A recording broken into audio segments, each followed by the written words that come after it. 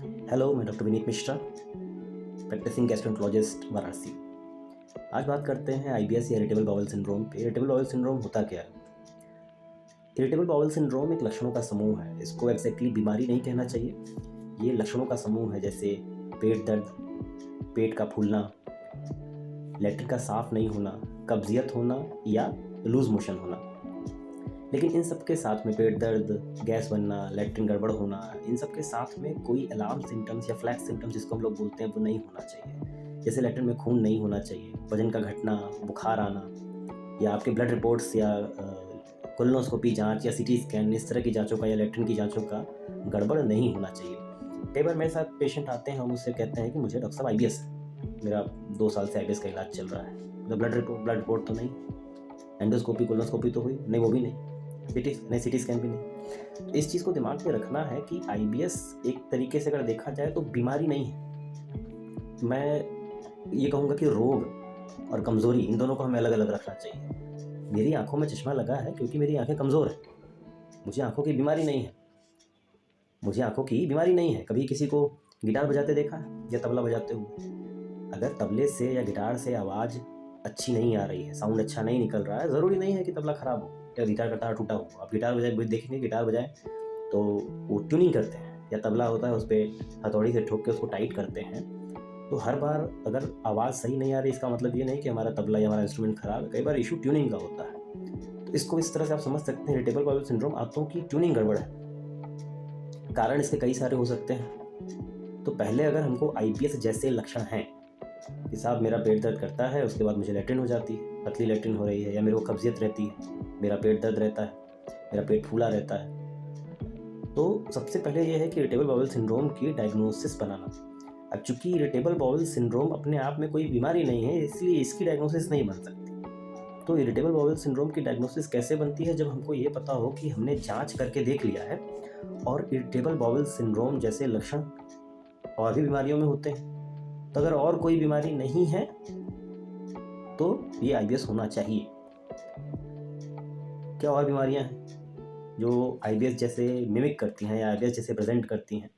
उसमें कोलाइटिस एक है, या इन्फ्लेमेटरी बाउल डिजीज, आईबीडी बोलते हैं। कोलाइटिस है, आंतों में सूजन है, गेहूं की एलर्जी है, इन्फेक्शन है, माल एब्जॉर्प्शन है, पेंक्रियाज की प्रॉब्लम है, पित्त की नली का प्रॉब्लम है, बाइल साल्ट के बड़े होने या घटे होने का प्रॉब्लम है, लैक्टोज इंटॉलरेंस है, जियार्डिया या इस तरह के इन्फेक्शंस हैं, पैरासिटिक इन्फेक्शन है, पेट में कीड़े। तो कई सारी बीमारियां हैं, है ना, आंतों के नसों की बीमारियां हैं। तो अगर हमारा ब्लड टेस्ट हो चुके हैं, हमारी एंडोस्कोपी बायोप्सी हो चुकी है, मुंह के रास्ते, लैट्रिन के रास्ते कोलोनोस्कोपी बायोप्सी हो चुकी है, और हमारे फूड एलर्जी टेस्ट हो चुके हैं, और हमारा अगर ज़रूरत हुआ, ये वजन घटा है या हमारा ब्लड आ रहा है तो सीटी स्कैन हो चुका है, कुछ खास स्टूल के टेस्ट हैं, जैसे फीकल इलास्टेज है, फीकल कालप्रोटेक्टिन है, कार्बोहाइड्रेट जो है हमारे शरीर में अगर माल एब्जॉर्प्शन हो रहा है या ठीक से पच नहीं रहा है, उसके डीजाइलोट टेस्ट, इस तरह के सारे टेस्ट अगर आपके हो चुके हैं और आपके चिकित्सक को ये लगता है कि नहीं, कोई टेस्ट कहीं पे भी पॉजिटिव नहीं है और हर टेस्ट एक ही जवाब दे रहा है कि नहीं, हाँ शरीर नॉर्मल है, और उसके बाद भी लक्षण है, तो ये आईबीएस हो सकता है। तो सबसे पहली चीज़ है कि आईबीएस को डायग्नोज कर, उसके बाद इनके कारणों को खोजना। तो आईबीएस अपने आप में तो इसके कारण नहीं है, बट ये है कि कुछ चीज़ें हैं आपके पास्ट के, बचपन के इन्फेक्शंस अगर रहे हों, आपके बचपन में एंटीबायोटिक का एक्सपोजर, आपका जेनेटिक मेकअप कैसा है, आपकी आंतों में जो कीटाणु रहते हैं, सबकी आंतों में कीटाणु रहते हैं, तो वो किस तरह के हैं, अच्छे हैं, बहुत अच्छे हैं, अच्छे खराब का मिक्स है। इस बात का फ़र्क पड़ता है कि आप क्या खाते पीते हैं, आप क्या खाए हैं, बाहर का खाना, एंटीबायोटिक ज़्यादा खाए हैं, उससे भी मतलब है। कुछ लोगों की आंतें अति संवेदनशील आंतें होती हैं, इसको हम लोग विसरल हाइपर सेंसिटिविटी बोलते हैं। तो अति संवेदनशीलता भी नुकसान पहुंचाती है, सिर्फ आंतों में ही नहीं, स्वभाव में भी। अगर आप अति संवेदनशील हैं तो ये आपको परेशानी क्रिएट करता है, आपको परेशान करता है आपके डेली रूटीन में भी। तो हाइपर सेंसिटिविटी है, स्मॉल इंटेस्टाइनल बैक्टीरियल ओवरग्रोथ या आंतों में बैक्टीरिया का बढ़ा होना, जिसके अलग तरह के कारण हैं। आपको अगर शुगर है, आपकी कोई ऑपरेशन हुए हैं, आपके इन तरह की दवाइयों पे हैं, तो ये भी एक कारण है। तो आईबीएस में बहुत सारी चीज़ें देखनी होती है, आप क्या दवाइयाँ लेते हैं, आपकी अन्य कौन सी बीमारियाँ हैं, ये भी चीज़ें देखना रहता है। और सबको ये भी जानना है कि आईबीएस का ट्रीटमेंट क्या है। चूँकि एग्जैक्टली ये कोई डिजीज़ नहीं है, तो इसका ट्रीटमेंट भी एग्जैक्ट नहीं होता, और मरीजों को पता है कि नहीं, आप एक जगह पे गए, आपको सूट नहीं किया, आपने दूसरे को दिखाया, आपको सूट नहीं किया, तीसरे को दिखाया, दवा सूट कर गई। तो दवाइयों में कोई बहुत भिन्नता नहीं है, लेकिन हाँ ये है कि कोई आपके चिकित्सक के प्रेफरेंस के हिसाब से, आपके लक्षण के हिसाब से दवाइयाँ बदलती हैं। तो इसलिए ये मलेरिया की तरह बीमारी नहीं है कि नहीं हाँ चलो इसको मलेरिया है तो ये दवा, तो दूसरे को भी वही दवा, तीसरे को भी वही दवा, ऐसा नहीं है इरिटेबल बाउल सिंड्रोम में। और आपके लक्षण के हिसाब से कुछ दवाइयाँ होती हैं और उसमें भी कौन सी आपको सूट कर रही है इस बात पर डिपेंड करता है कि आपको किस दवा से आराम मिलेगा।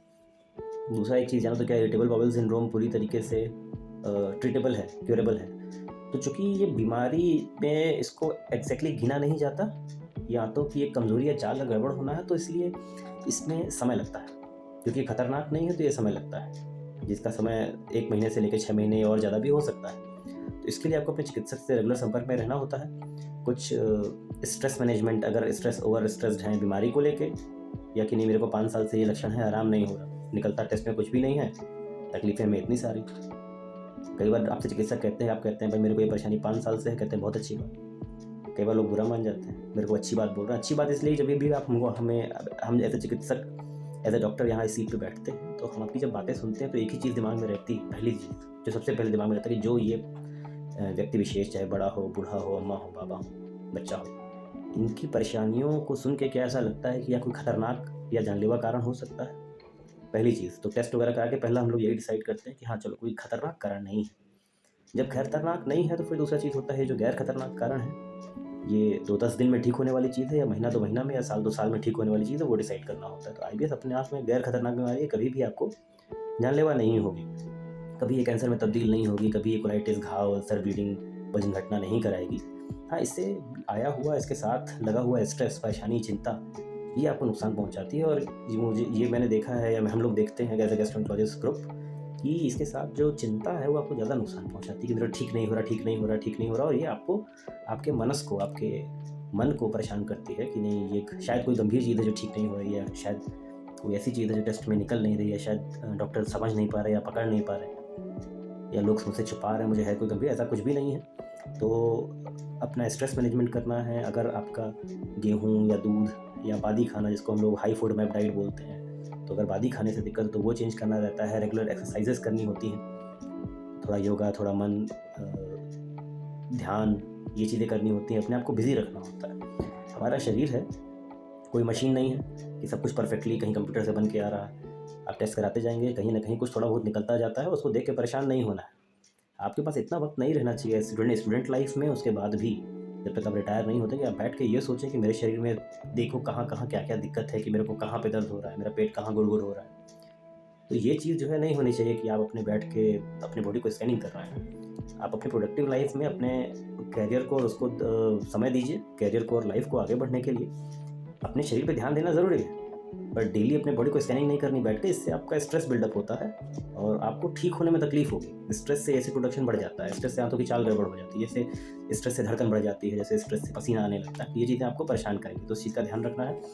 प्लस कुछ दवाइयाँ हैं, जैसे गैस की दवाइयाँ या पीपीआईज बोलते हैं, कुछ नॉन एब्जॉर्बेबल एंटीबायोटिक्स हैं जैसे रिफैक्सिमिन ग्रुप है, कुछ प्रीबायोटिक प्रोबायोटिक हैं, कुछ एंटीस्पाज्मोटिक हैं जैसे मेवोरिन है, टोटावरीन है, ये दवाइयाँ पिनावेरियम है, ये दवाइयाँ ऑटिलोनियम है, दवाइयाँ उपलब्ध हैं। और कुछ कब्जियत, जहाँ पर कब्जियत प्रीडोमिनेंट है, कॉन्स्टिपेशन प्रीडोमिनेंट है आईबीएस, वहाँ पर कॉन्स्टिपेशन चाहे वो इसबगोल से या पॉलीएथिलीन ग्लाइकोल से या लैक्टोलोज से उसको इम्प्रूव करना रहता है। कई बार इन सब के बावजूद भी कुछ आंतों की चिंता, मैं बोलता हूँ आंतों की चिंता बढ़ी रहती है। हो सकता है आप चिंतित ना हो, पर आपकी आंतें चिंतित और तनी हुई रहती हैं। उसको रिलैक्स करने के लिए हमें कुछ दवाइयाँ देनी होती हैं।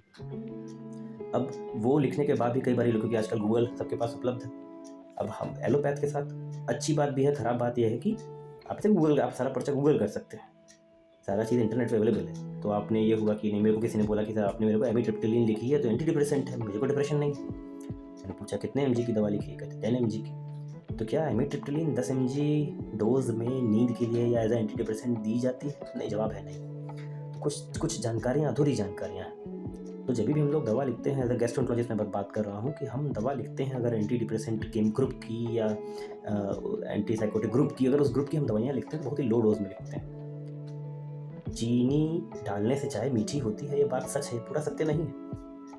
चीनी आप आधा चम्मच डाल देंगे या 2-3-10 टुकड़े उठा के डाल देंगे तो वो चीनी मीठी नहीं होगी। 1 से 2 चम्मच चीनी चाहिए चाय को मीठा करने के लिए। तो दवाइयों के साथ भी वैसे ही है कि एमिट्रिप्टिलिन 25, 50, 75 mg इस तरह की डोजेज में यूज़ होती है नींद के लिए या एज एंटी डिप्रेसेंट। अगर हम 10 mg यूज़ कर रहे हैं या 5 mg यूज़ कर रहे हैं इसका मतलब हम नहीं चाहते कि ये दवा आपके ब्रेन पे एक्ट करे।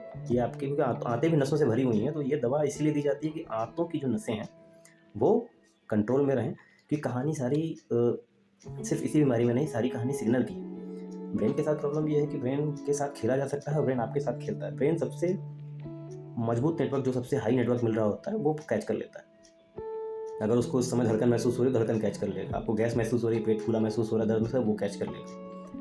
और ये हम लोग पिछले मैं 15 साल से मैं ये कर रहा हूँ, और हमारे सीनियर जो हमारे टीचर लोग हैं, ये सब है कि इन्होंने ये हम लोगों ने देखा है, इस चीज़ को होते हुए देखते हैं कि आपको गैस है या डकार है या इस तरह की परेशानियाँ हैं जो ओवर ईयर्स चल रही हैं, तो आपको ये बहुत परेशान करती हैं। आपके पास पूरी एक फाइल है इसकी, और अचानक हुआ कोई एक्सीडेंट हो गया, कोई ऐसी चीज़ हो गई जो बड़ी बीमारी। अब ब्रेन जब वहाँ पर फोकस हो जाता है कि नहीं, मेरे को पथरी हो गई, मेरा अपेंडिक्स का ऑपरेशन, मेरा पैर का फ्रैक्चर, मेरे गले में गांठ, और फिर आपको अचानक लगता है कि नहीं, अभी वो गैस डकार तो गायब हो गई। वो गैस डकार गायब नहीं है, अभी ब्रेन वो सिग्नल पकड़ ही नहीं रहा। ब्रेन अभी सबसे स्ट्रॉन्ग सिग्नल जो मिल रहा है अभी आपकी पथरी या गांठ या अपेंडिक्स का ऑपरेशन या पैर का फ्रैक्चर, अभी वो कैच कर रहा है।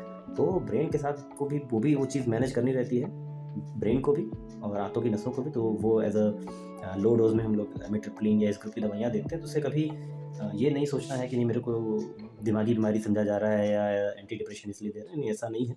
तो उसके लिए अपने डॉक्टर पे बिलीव रखें। तो डाइट, एक्सरसाइज, दवाइयों का कॉम्बिनेशन प्लस कुछ फैक्टर्स ऐसे हैं जो आपको मैनेज करने होते हैं, जो स्ट्रेस, और इससे हम IBS पे काफ़ी हद तक कंट्रोल कर सकते हैं। कई सारे पेशेंट्स हैं जो कि अब दवाइयों पे थे, 1-2 साल रहे हैं, और अभी लाइफ जब सेटल हो जाती है, जब आपको लगता है कि चिंताएं खत्म हो गई हैं या कम हो गई, तो चीज़ें अपने आप मैनेज रहती हैं। तो ये थी इरिटेबल बाउल सिंड्रोम के बारे में कुछ छोटी मोटी बातें। आगे इरिटेबल बाउल सिंड्रोम के बारे में और बात करेंगे। ट्यून्ड अप रहिए मेरे साथ। मैं doctor Vineet Mishra, consultant gastroenterologist, तथास्तु गैस्ट्रो लिवर क्लिनिक और हेरिटेज हॉस्पिटल लंका, वाराणसी। कोई अन्य क्वेश्चंस हो तो आप इनबॉक्स करें, हम जवाब देने की कोशिश करेंगे। Thank you.